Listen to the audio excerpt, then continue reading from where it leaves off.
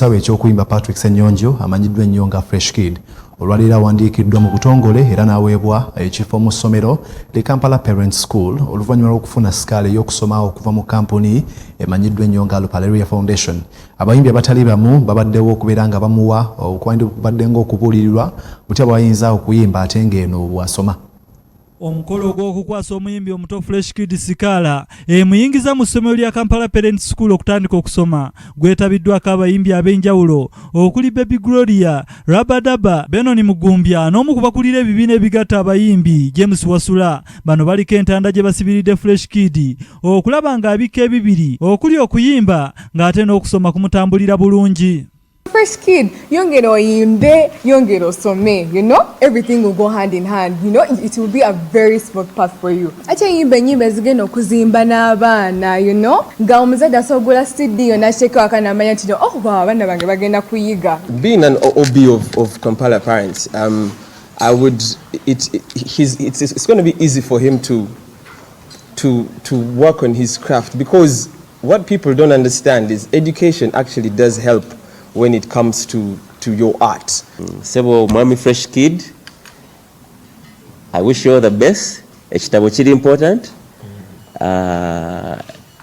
Naye music naye yemuteke mu amaanyi. Ba Michael Jackson batandika nabo ku AGO ne bakikuba ne bakankanya ensi. So thank God nti ofunye head start mangu. Bambi togwamu kuyayana. Wano principal wa Kampala Parents School Daphne Kato wasinzidde ne yeewunya abadde bajerega Fresh Kid nga batayagala kusoma era atamanyi Luzungu ng'agamba nti omwana ono mugezi ddala ng'era ne interview gye bamuwa ekigezo ky'Oluzungu yafunamu obubonero 9 ku 10 era nga n'okubala yakukola bulungi. Agasseeko nti ono bagenda kumuwa obuyigiriza obuli ku mulembe obumusobozesa n'okuyiga eby'okuyimba byennyini byayagala okuzaama. He is going to P2. That one does written. We gave him English and math number. He got 90 in English. And in fact, when we gave him, he said, you want to give him an interview? Hey, Mompe, njakubikola, njakubikola, And he was so confident. Admissions office took him. Do you know, he did not even, how long did he take? About how many hours? Just 1.5 hours. He was done. And he performed very well. He also did in mathematics. He got a very, very good mark. He got 87. Wabula bo bazadde ba Fresh Kid Paulo Mutabazi ne Madwin Namata essanyu likiza okubatta era maama wayiziza n'ekummunye olw'essanyu erya mutabani we kyatuuseeko weebate ne beebaza abazira kisa abakwatidde ku mutabani waabwe. Ntuusa okwebaza eri manager Kamoga Francis omulimu omunene gwakoze okumutuusa ku level gye tulimu wano kati.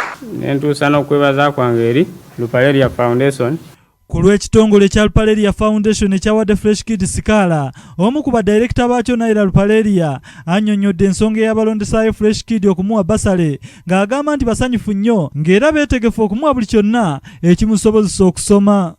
We're honored to have Patrick as part of our family now, and we're excited for his journey as well.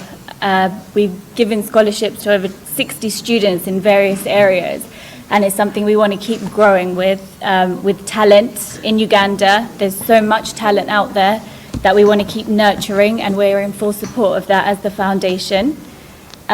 We truly believe in education is a tool to enhance, empower existing talent.